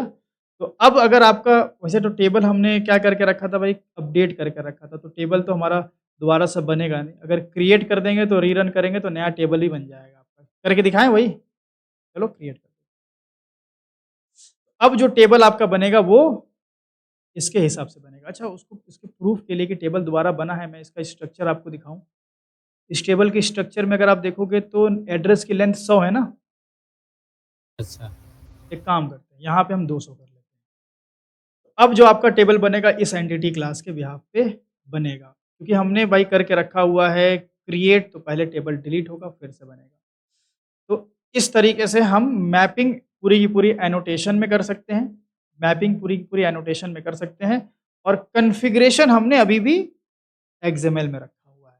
ठीक है, एक काम करते हैं, यहाँ पे एक और कमेंट कर लेते हैं कि भाई ये कॉलम एनोटेशन भी ऑप्शनल है और ये सब हमारे ऑप्शनल ऑप्शनल और ऑप्शनल है। ठीक है, चलिए रन करते हैं इसको हम लोग, राइट क्लिक। ठीक है, अरे यार कोई मेथड तो कॉल ही नहीं किया है हमने। चलो टेबल तो बनेगा, देखो नया टेबल फिर से बना है ना। और इस बार कोई डेटा भी उड़ गया होगा जिसमें रहा होगा, एकदम फ्रेश टेबल बना। नहीं बना क्या यार? यार डेटा तो पहले से मौजूद है, ये कैसे हो गया? सर टेबल में एनोटेशन में नाम गलत डाला है आपने। ओके, बना है टेबल बना है एक्स, अच्छा एक्स एम्प्लॉय, ओके चलो बना है। ठीक है, नाम गलत दिए हैं तो गलत बना दिया उसने, मतलब बनेगा है ना। तो इसको हम कर लेते हैं एक्स एम्प्लॉय। ठीक है, और एक काम करते हैं, ये वाला ना हम ड्रॉप कर देते हैं, डिलीट द टेबल एंड ये वाला हमारा जो है ना, इसमें डेटा जो है अभी ये फ्रेश टेबल क्रिएट हो जाएगा। सर लेंथ नहीं डालेंगे तो बाय डिफॉल्ट कितना लेंथ लेगा? 255। देखो ड्रॉप किया पहले और फिर नया क्रिएट किया। अब चूंकि क्रिएट हो गया हमारा परफेक्ट, एक बार जाके हम क्रॉस चेक कर लेंगे कि परफेक्टली हमारा क्रिएट हुआ है कि नहीं हुआ है। तो फ्रेश टेबल है, स्ट्रक्चर आप देख लीजिए, तो 200 एड्रेस की लेंथ आ गई है, मतलब नया टेबल है। वापस आइए और इसकी प्रॉपर्टी को अपडेट कर दीजिए। ठीक है, अपडेट, चलिए ये हो गया। तो अब देखो मैपिंग हो गई। अब इस मैपिंग पे हम लोग एक बार इंसर्ट करके देख लेते हैं, अगर इंसर्ट हो गया तो मतलब सब कुछ ठीक है। तो जावा एप्लीकेशन,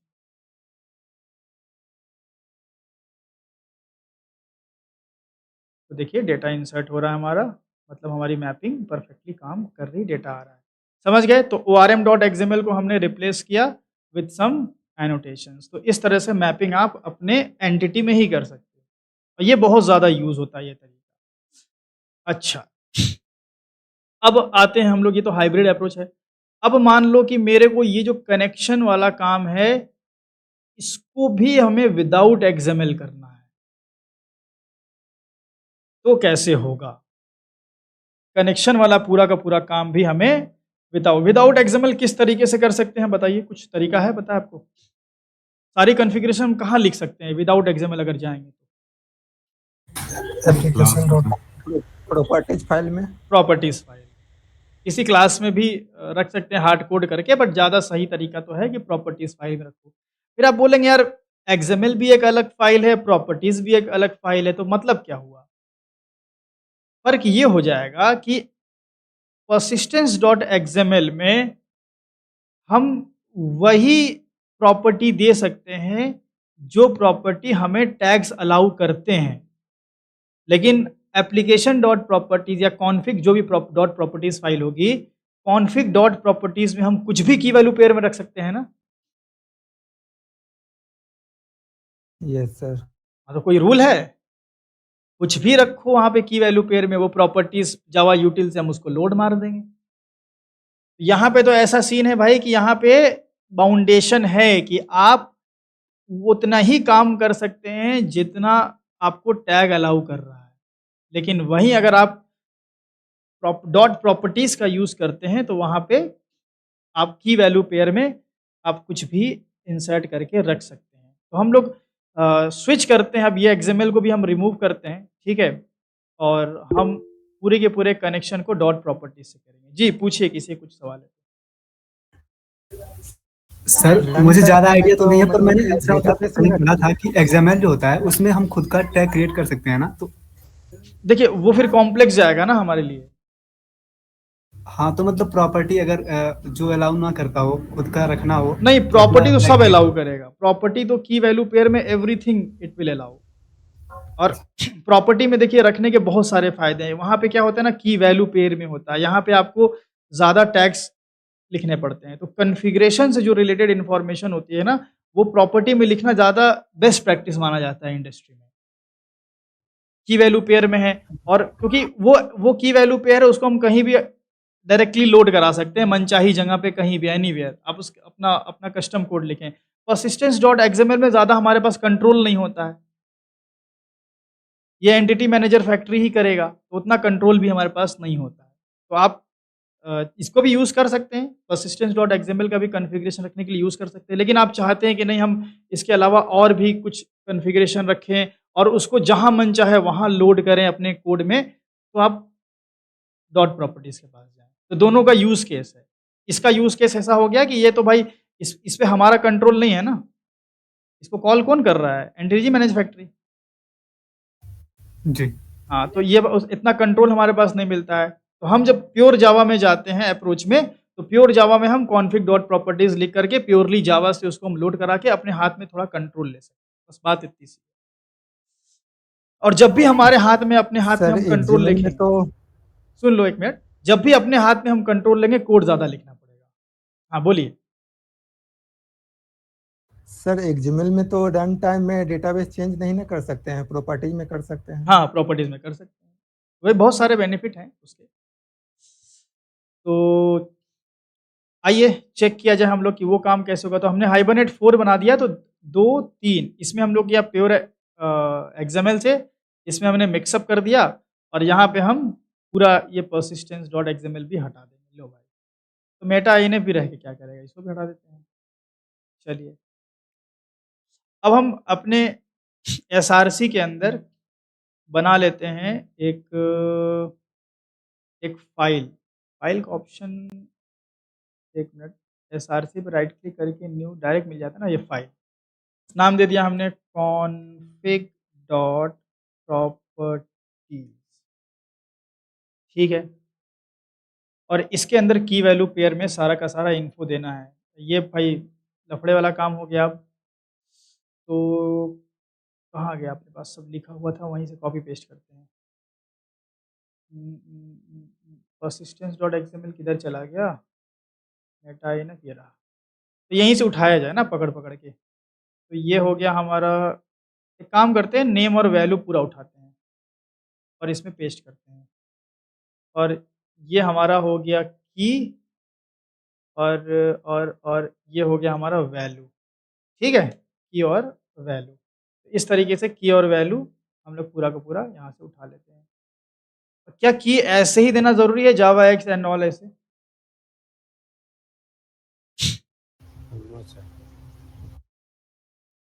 भाई कॉन्फिग प्रॉपर्टीज में कुछ जरूरी नहीं है ना, यहाँ पे आप हाथी इज इक्वल टू भी अपना दे सकते हैं, कुछ भी।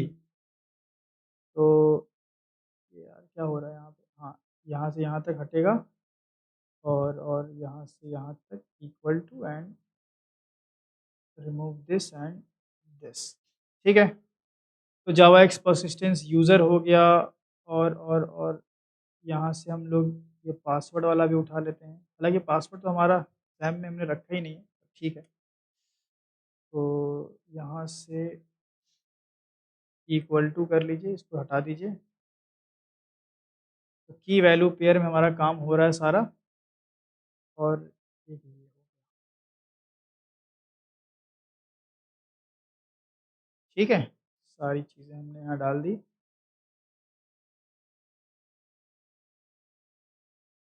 ये हो गया। बाकी और प्रॉपर्टीज़ अगर डालना है तो ये सब भी, हाँ ये तो डालना ही पड़ेगा ना यार, ये सब भी तो ज़रूरी है। तो एक काम करते हैं ना, यहाँ से लेके यहाँ तक उठा के सीधे एडिट मार देते हैं, बार-बार आगे पीछे करना ही नहीं पड़ेगा। तो HBM टू DDL ऑटो, और इसकी जो प्रॉपर्टी होगी अपडेट एंड हाइबरनेट डायलेक्ट, और इसकी प्रॉपर्टी हो जाएगी हमारी this ORG hibernate and all and dialect तो ऑटो डिटेक्ट कर लेती है ना सर?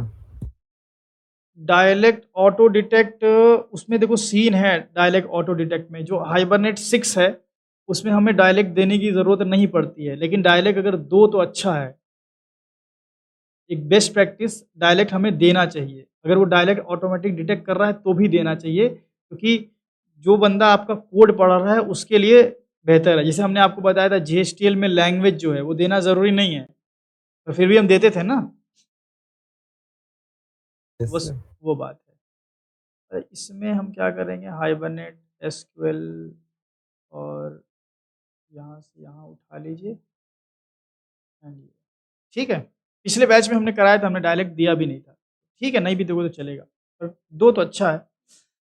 तो ये सारा हो गया की वैल्यू पेयर में, ठीक है। एंड ये तो पुराने प्रोजेक्ट का है, तो एक बार आप चेक कर लिया करें सब इसी प्रोजेक्ट का, हाइबरनेट 4 एंड कॉन्फिग भी हाइबरनेट 4 में। चलो सही। अब भाई आप बताओ कि ये कॉन्फिग डॉट प्रॉपर्टीज को कैसे हम लोग रीड कर सकते हैं, चलिए बताइए।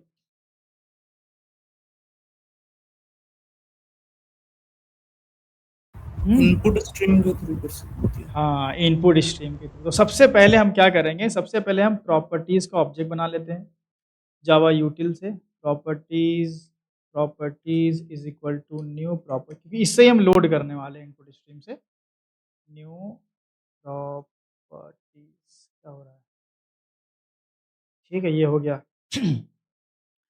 अब इनपुट स्ट्रीम का सीन है, तो इनपुट स्ट्रीम हम बनाएं और हम अपने एसआरसी का अगर पाथ देते हैं तो वो बताओ ये पाथ कैसे निकलेगा। हम राइट क्लिक करके मान लो पाथ अगर निकालते भी हैं प्रॉपर्टीज़ में जा करके, ये पाथ हम कॉपी करते भी हैं, तो ये पाथ सिर्फ मेरे सिस्टम के लिए वैलिड रहेगा कि आपके सिस्टम के लिए भी वैलिड रहेगा?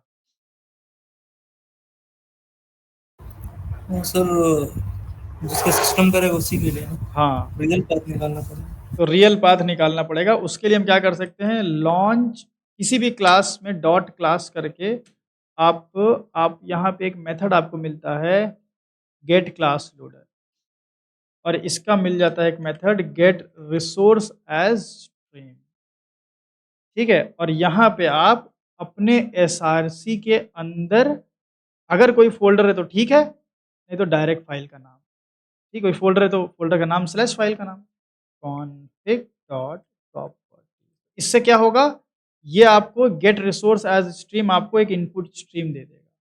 ये तरीका हमने बताया आपको पहले, resource get resource as stream वाला तरीका, मैं याद आ रहा कि बताया है, हाँ, कोर में नहीं बताया है, ये आपने सॉलिड में किया था, याद कीजिए। Yes sir.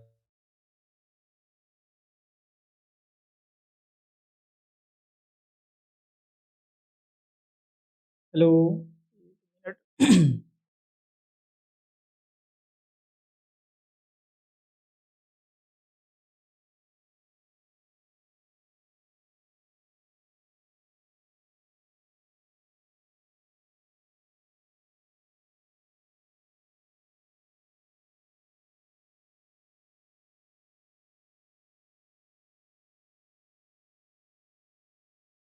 हेलो, आवाज़ आ रही है आप लोग को? Yes sir. हाँ, तो यस सर। हर रोज़ यार लाइट जा रही है आप लोग के बैच के टाइम। हाँ, तो क्या बोल रहे थे हम, ये तरीका हमने बताया था यार, याद करो, गेट रिसोर्स एज स्ट्रीम कहाँ बताया था, बताएं जब हम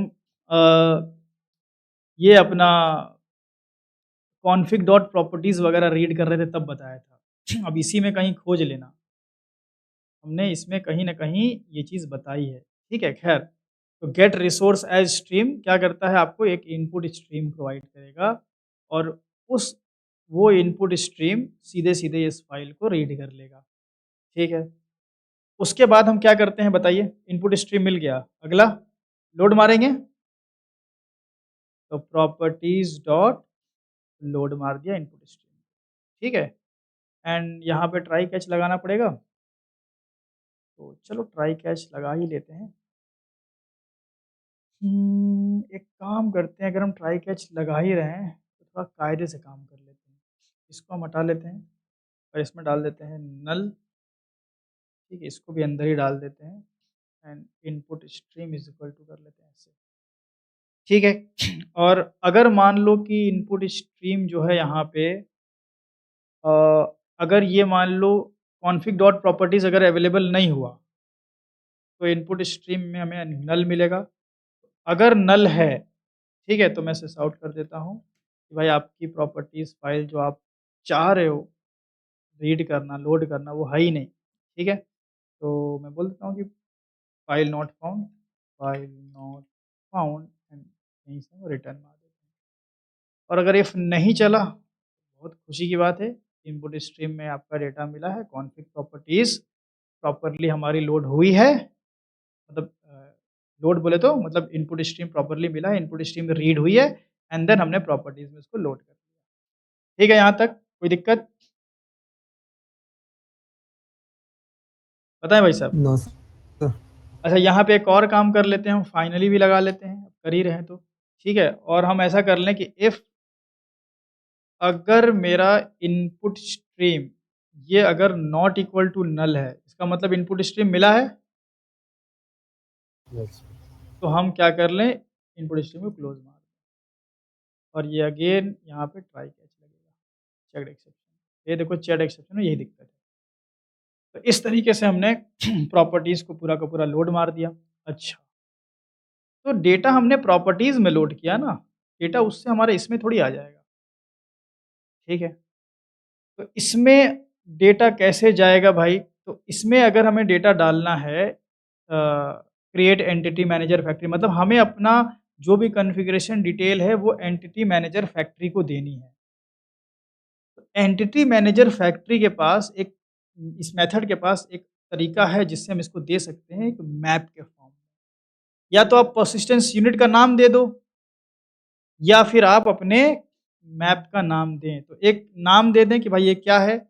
ये है कॉन्फ़िग और इस बार मेरी कॉन्फ़िगरेशन किस फॉर्म में हमें देनी पड़ेगी? मैप के फॉर्म में। क्योंकि ये मेथड 2 ही तरीका एक्सेप्ट करता है। या तो फिर आप मैप नहीं दोगे तो ये जाएगा मेटा-इनफ में persistence.xml को खोजेगा और अगर आपने मैप दिया है तो नहीं खोजेगा, आपके मैप से डिटेल रीड कर लेगा। बट डिटेल मैप में है कि प्रॉपर्टीज़ में है? प्रॉपर्टीज़ में है।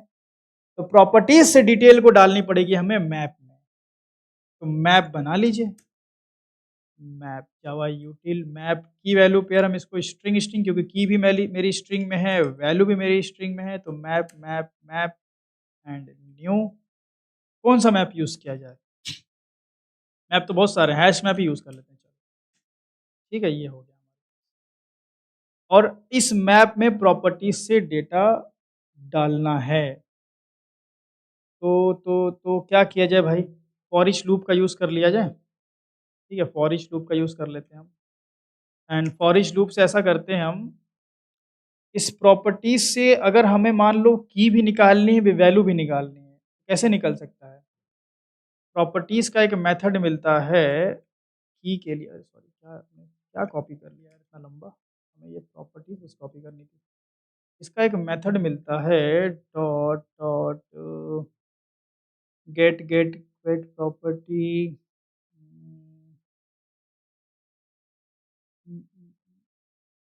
कहाँ चला गया यार? एक मेथड था, हाँ ये है स्ट्रिंग प्रॉपर्टी नेम, ठीक है, एक स्ट्रिंग के फॉर्मेट में आपको प्रॉपर्टी नेम मिला और हम वो प्रॉपर्टी नेम जो है वो एक स्ट्रिंग मान लो की में होल्ड कर दें, ठीक है, तो इससे हमें क्या मिल गई? की मिल गई, बताइए। Yes sir. Yes sir. इस प्रॉपर्टीज में जब तक की रहेगी वो मिलती रहेगी। अब मैप में हम क्या डालते हैं, मैप डॉट पुट, और पुट में हमने डाल दिया की डाल दिया, और यहाँ क्या डालते हैं दूसरे लोकेशन पे, बोलो भाई, मैप के दूसरे लोकेशन पे क्या होता है, वैल्यू। वैल्यू। तो वैल्यू भी प्रॉपर्टीज से निकाल लो, properties dot get get property, खत्म। गेट प्रॉपर्टी करो और की का नाम दे दो, इस की से एसोसिएटेड वैल्यू निकल गई।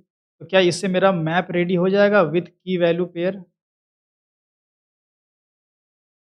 है ना। Yes sir. ये मैप रेडी हो गया, और जस्ट हम इसी मैप को यहाँ पे पास कर दिए, खत्म काम।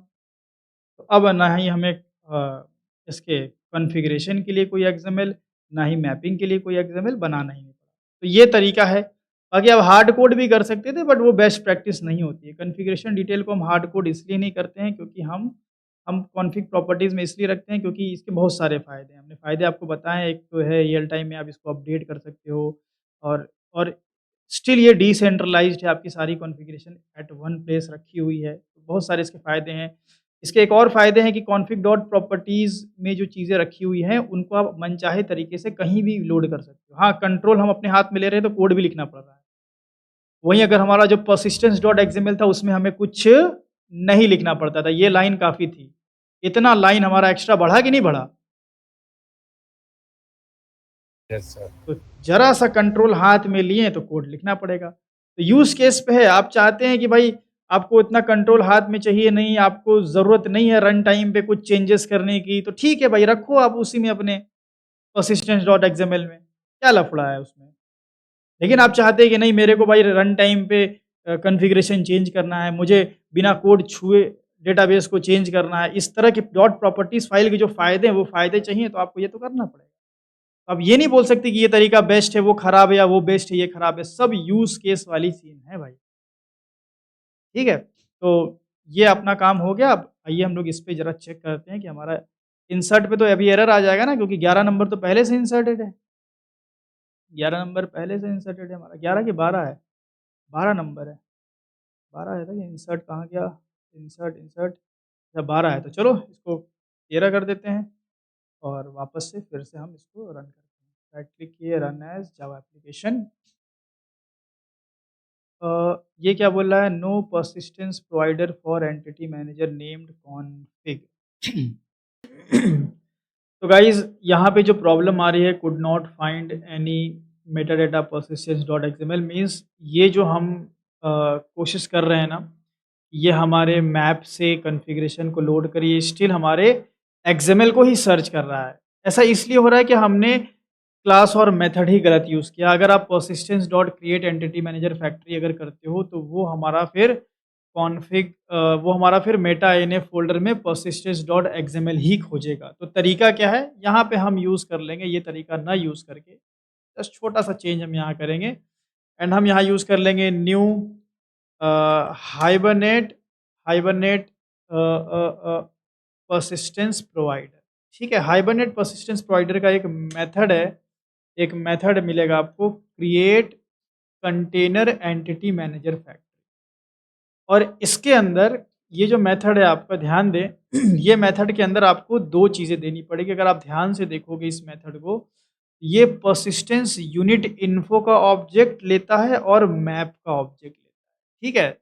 तो मुझे पर्सिस्टेंस यूनिट का ऑब्जेक्ट कहाँ से ला के देंगे वो हमें बनाना पड़ेगा। मैप पहले हम दे देते हैं, ठीक है? तो हम क्या करेंगे, अपने एंटिटी में आएँगे और एक क्लास बना लेंगे सिंपल, और नाम दे देंगे पर्सिस्टेंस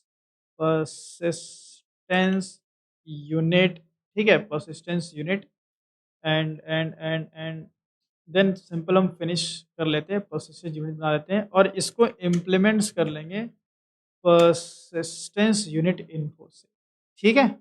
एक इनफैक्ट मैं इसका नाम चेंज कर लेता हूँ, पर्सिस्टेंस यूनिट इन्फो इम्प्लीमेंटेशन, ठीक है? ये हम थोड़ा-सा नाम चेंज कर लेते हैं।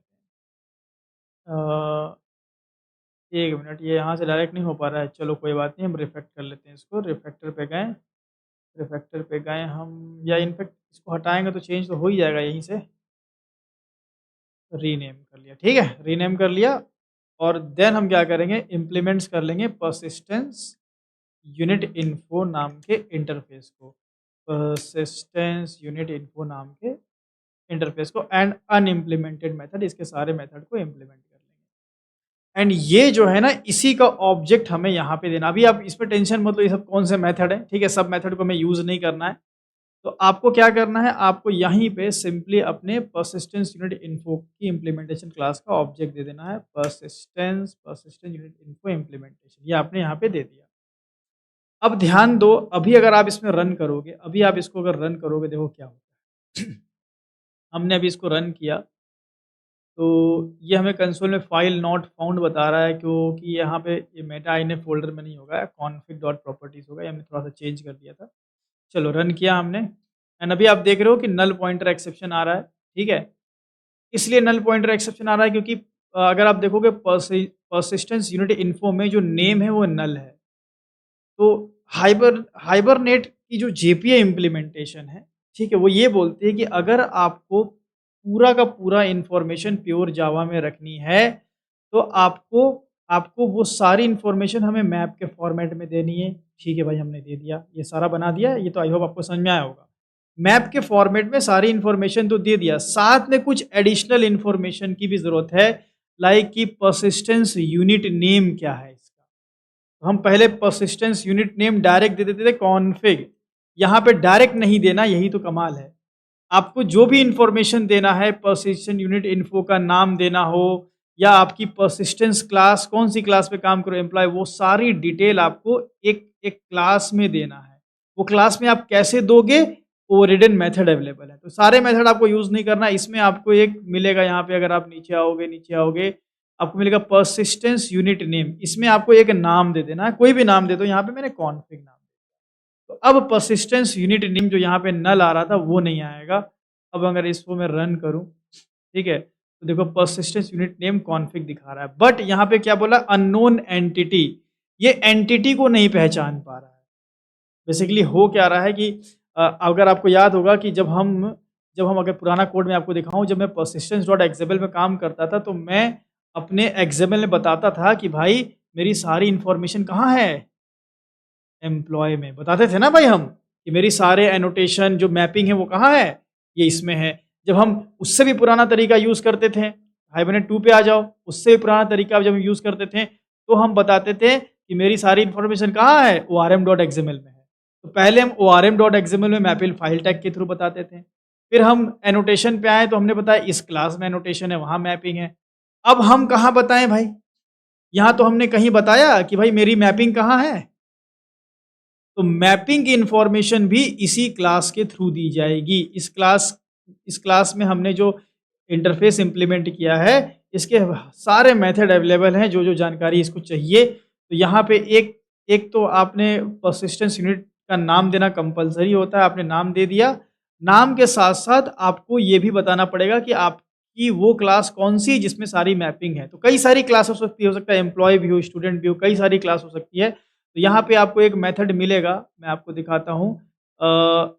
यहाँ पे get managed class name, get managed class name, इसमें आ जाएंगे और यहीं पे आप अपनी क्लास का नाम लिस्ट के फॉर्म में रिटर्न कर देंगे। हालांकि एक ही है, तो हम यहाँ पे क्विक लिस्ट बनाते हैं, एरेज डॉट एज लिस्ट, और यहाँ पे नाम दे देंगे com dot entity dot employ. बस गाइस, दो इन्फॉर्मेशन, बाकी हम इस सब पे नहीं जा रहे हैं भाई। क्लास लोडर क्या है, जार फाइल यूआरआई इसका, ये सब आप अपने से मतलब रिसर्च कर सकते हो, पढ़ सकते हो, इसकी अभी नीड नहीं है हमें। ठीक है, एनोटेशन अप्रोच में भाई हमने सारी जानकारी दे दी। अलग से जो भी अगर एडिशनल जानकारी अगर आपको इन फ्यूचर नीड पड़े तो आप इन मेथड्स को यूज़ कर सकते हो। फिलहाल के लिए हमें सिर्फ दो ही जानकारी देनी थी, एक हमें अपनी क्लास का नाम जहाँ पे मैपिंग हुई है, और एक हमें परसिस्टेंस यूनिट नेम, हमें दो चीज़ें की जानकारी हमें देनी थी, ताकि हमारा जब ये जो हाइबरनेट परसिस्टेंस प्रोवाइडर है, जब ये हमारी इंफॉर्मेशन को लोड करे तो उसके साथ साथ उसको ये भी पता चल जाए कि ये इंफॉर्मेशन जो है वो तो भाई कनेक्शन की डिटेल्स है, लेकिन जो मैपिंग एक्चुअली है वो कहाँ है, वो एम्प्लॉय में है। इस परसिस्टेंस यूनिट का नेम क्या है, ठीक है, वो नेम भी हमने सारा दे दिया। तो ये काम बस जो हम लोग मिस कर रहे थे, जिसकी वजह से हम लोग की प्रॉब्लम आ रही थी। अब अगर आप रन करोगे हमारे पास, अगर आप देखोगे ये सब प्रोजेक्ट बंद कर लेते हैं, हमारे पास कोई एक्सएमएल नहीं है, प्योरली जावा में काम हुआ है एंड रन करेंगे and you will get perfect. यहाँ पे देखिए, अच्छा अननोन एंटिटी फिर से बोला, शायद स्पेलिंग मिस्टेक हो गई। तो यहाँ पे ज़रा चेक कर लिया जाए, हम लोग ने अभी-अभी किया था, अभी-अभी किया था हम लोगों ने कॉम डॉट एम्प्लॉय का स्पेलिंग गलत है, एक वाई होगा, ठीक है? तो यहाँ पे अगर आप, और यहाँ पे आ जाते हैं हम लोग, यहाँ पे कोई वैल्यू अलग ले लेते हैं, 450 ले लेते हैं ताकि हमारा डेटा इंसर्ट हो जाए एंड रन किया हमने एंड परफेक्टली आप देखेंगे नेम हमारा कॉन्फिग आया है एंड इंसर्ट की क्वेरी चली और डेटा हमारा इंसर्ट हो गया। तो कुछ इस तरीके से हम प्योरली जावा में काम कर सकते हैं। आगे भी आपको जब आप स्प्रिंग सिक्योरिटी वगैरह पढ़ोगे, ठीक है, तो आपके पास कई बार इस तरह की क्लासेस आएंगी जिसमें बहुत सारे ओवररिडन मेथड होंगे। तो इसका मतलब ये नहीं है कि आपको सारे ओवररिडन मेथड में कुछ ना कुछ लिखना ही है। जितनी चीज़ों की ज़रूरत है हम उतने मेथड यूज़ करते हैं, बाकी नल छोड़ देते हैं। ठीक है, तो अभी हमें कितने की ज़रूरत थी भाई, कनेक्शन को इस्टेब्लिश कर करके हमें अपनी मैपिंग फाइल की इंफॉर्मेशन देनी थी। तो हमें सिर्फ अपनी मैपिंग क्लास का नाम, मैनेज क्लास का नाम और हमें कॉन्फ़िगरेशन, जिसको हम लोग जेपीए में क्या बोलते हैं, पर्सिस्टेंस यूनिट नेम, ये दो चीज़ें हमें इंफॉर्मेशन दी थी जो हमसे एक्सपेक्ट कर रहा था वो इंटरनली, वो दोनों हमने दे दिया। और बाकी इस क्लास में बस आप कह सकते हैं कि एडिशनल इंफॉर्मेशन दी जाती है। बाकी तो सारा काम हम लोगों ने अपनी कनेक्शन की डिटेल्स हमने कहाँ रख दिया, कॉन्फिग डॉट प्रॉपर्टीज़ में रख दिया और उसको हमने प्रॉपरली लोड कर लिया, लोड करके मैप फॉर्म कर दिया, मैप फॉर्म करके मैप दे दिया। एडिशनल इंफॉर्मेशन जो है वो हमें डायरेक्ट डबल कोट में नहीं देनी है, हम कैसे देंगे, पर्सिस्टेंस यूनिट इन्फो के फॉर्म में देंगे। तो पर्सिस्टेंस यूनिट इन्फो एक इंटरफेस है, तो हम उसकी इम्प्लीमेंटेशन क्लास बना करके और उसके थ्रू हम दे देंगे और इंटरनली ये इन्फॉर्मेशन यूज होगी and then entity manager factory आपकी इन्फॉर्मेशन को लोड करेगा, सारी मैपिंग वगैरह समझ जाएगा, एम्प्लॉय में हुआ है, सारी मैपिंग वैपिंग करके एंड एंटिटी मैनेजर आपको प्रोवाइड करेगा जिसके थ्रू आप आगे ऑपरेशन कर सकते हो। तो आई होप आपको ये सारा कुछ समझ में आ गया होगा। तो 3 अप्रोच जो हमने आपको बताया था, ठीक है, वो तीनों अप्रोच हमने आपको परफेक्टली बता दिया। तो एक बार हम लोग नोट्स पे फोकस कर लेते हैं, जो नोट्स हमने आपके लिए बनाया हुआ है। तो हाइबरनेट पे आ जाते हैं हम, हाइबरनेट डे 3 पे। तो ज़्यादा कुछ नहीं लिखा है हाइबरनेट में, हमने आपको प्योर एक्सएमएल के थ्रू बताया, हाइब्रिड के थ्रू बताया और एनोटेशन ओनली के थ्रू बताया, ठीक है। बाकी ये जो चीज़ें हैं वो ज़्यादा कुछ नहीं लिखा हुआ है। In this session of hibernate JPA tutorial we dive into how to interact with database using JPA entity manager interface, जिसमें हम लोग CRUD ऑपरेशन करेंगे।